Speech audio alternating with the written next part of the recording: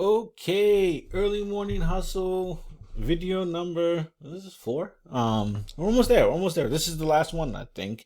Last one in terms of if I don't finish it. But yeah, I'm pretty sure we should be fine. Go ahead, take a moment, pause the video, read this paragraph. All right. So in terms of important information, again, pull out the pencils and let's highlight.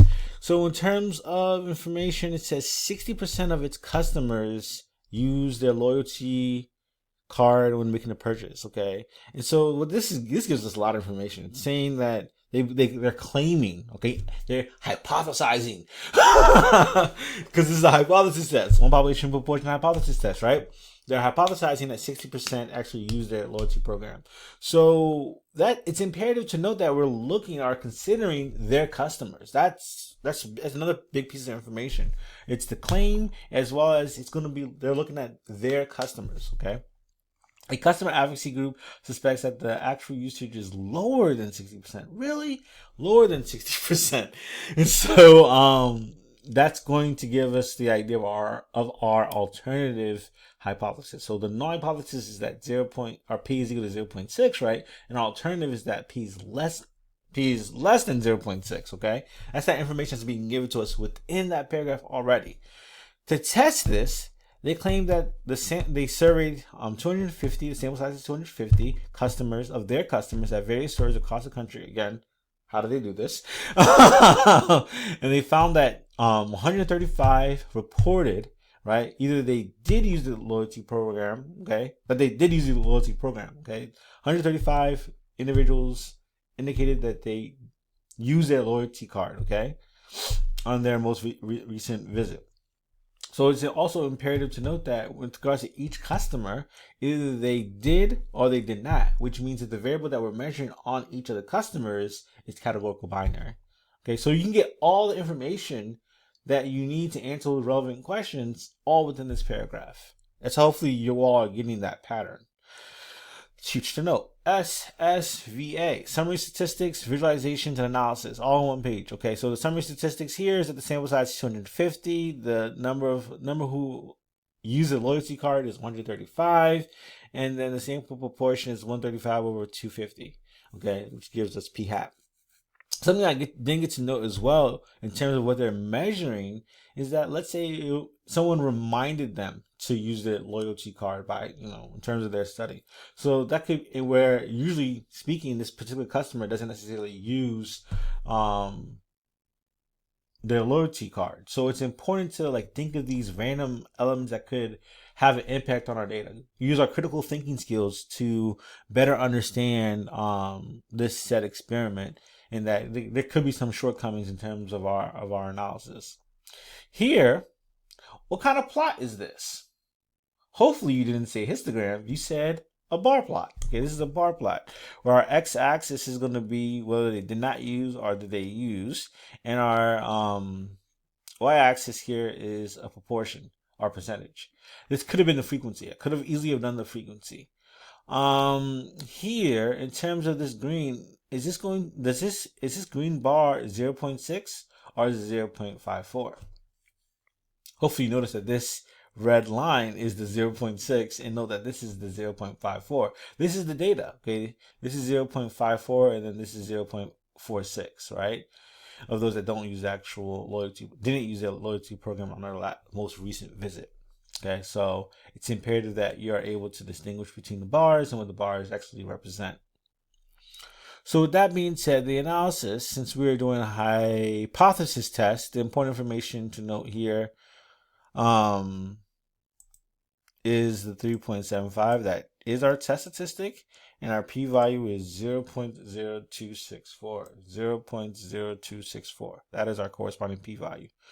Once we note that, we can take a moment and yeah, that's fine. That's important too. That's the p hat, 0.54. We take a moment and actually answer those 10 questions. So take a legitimate pause, and answer those questions below.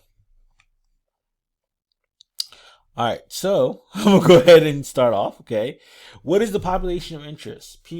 What's the sample? What's the observational unit? the population of interest is legitimately going to be all customers of the national grocery chain. Okay, all customers of the national grocery chain. Hopefully, that was kind of tricky. You had to really think about that some more in order for you to get that answer. All customers of the national grocery chain. What's going to be the sample? Or how do you describe the sample? It's going to be those 250 randomly surveyed customers at each store, and then the observation unit is going to be a single customer of the grocery chain. Okay, that grocery chain element needs to be there. Okay, so that we can actually make conclusions about the population of interest. Okay, what's the variable of interest? Right, you can kind of get the pattern from all four of these examples, right? What's the variable of interest is going to be whether they used the loyalty card or not. Either they did or they didn't, so that's categorical. Binary. What's the research question? The research question in this case is the population of customers who use the loyalty program less than 60%, okay, or less than 0.6, okay? And we're going to use a Z distribution, okay, Z distribution. So a hypothesis test for one sample, okay, regarding the population proportion. And what we need is that in terms of assumption, is that we have a random data, and n times p naught, okay, n times p naught is greater than or equal to 10, and n times q naught, or 1 minus p, is greater than or equal to 10. Okay, so in terms of confidence intervals, you're going to be using p hat, okay, because you don't have a hypothesized value. You don't have a hypothesized value for confidence intervals. Okay, I believe that's what we did in class on Monday. However, in this situation, we do have p. So my apologies. We do have p. So that's p naught. That's our hypothesized value. That's 0.6. So you're going to take 0.6 and multiply it by 250, and then 0.4 multiplied by 250. And note that they're both greater than 10. Okay, so therefore our distribution is symmetric and unimodal. Thus, we can utilize the normal or Z distribution for this sampling statistic. Okay, so what's the parameter of interest? The population proportion. Again, there's a pattern to this intentionally. There's the population proportion, okay, of customers who use the loyalty card. And then the statistic is going to be the sample proportion, okay, the sample proportion of customers who use their card, okay, or use a loyalty card. That's fine. All right, so let's move on down in terms of our null and alternative hypotheses. Okay, our null and alternative hypotheses in symbols and in words. So symbols is that p is equal to 0.6. The null is always equality in this class. The null is always equality in the class. So p is equal to 0.6. That means that the population proportion of customers who use the loyalty card is 60%, or 0.6. And then the alternative is that mu is, not mu. P is less than 0.6. P is less than 0.6. Using words, the population proportion of customers who use the loyalty card is less than 60%, which is a one-sided test. Left-tailed. Okay, left-tailed. So I didn't draw the rejection region in this video yet. I'm just going to do it in front of y'all. Let's see how this goes. All right. So here I'm going to get some space. Needs a little bit more space. And so I would say in terms of drawing this rejection region, okay, we know for a fact we're going to be using a symmetric unimodal distribution because of that assumption, right, of n times p and n times q, right? Since it's left-tailed, we're going to be to the left. And so, because in the middle is 0 of our standard normal distribution.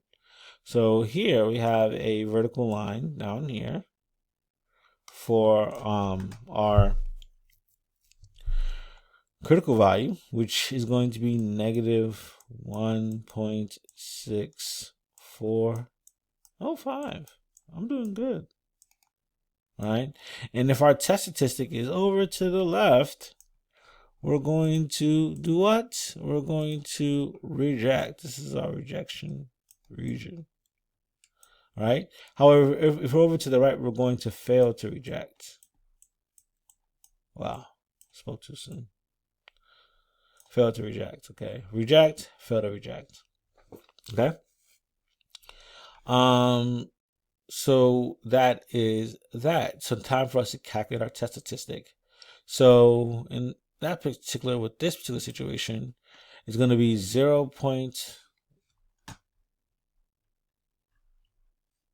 Or at least the equation will look like this.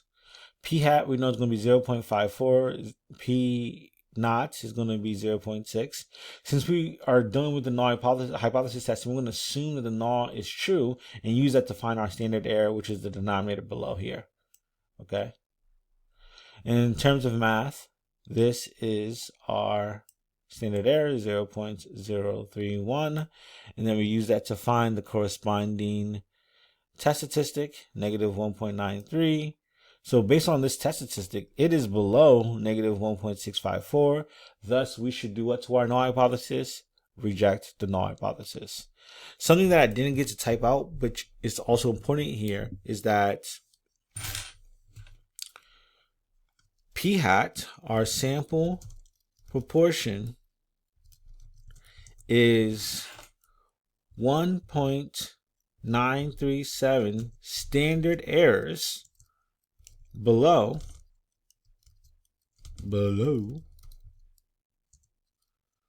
our hypothesized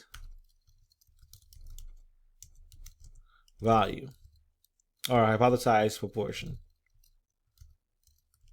Why did I say below? Because it's negative. What I say sample proportion, I'm referring to P hat. Okay. And what do I mean by hypothesized proportion? I'm referring to P0. So P hat is negative 1.937 standard errors away from P0. Okay. So there's a lot of ways of saying the same thing. It's just a measure of distance between the sample proportion and the hypothesized proportion.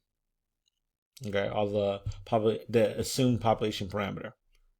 Save the p-value from R code. I believe it was 0.0264. Is that a true statement?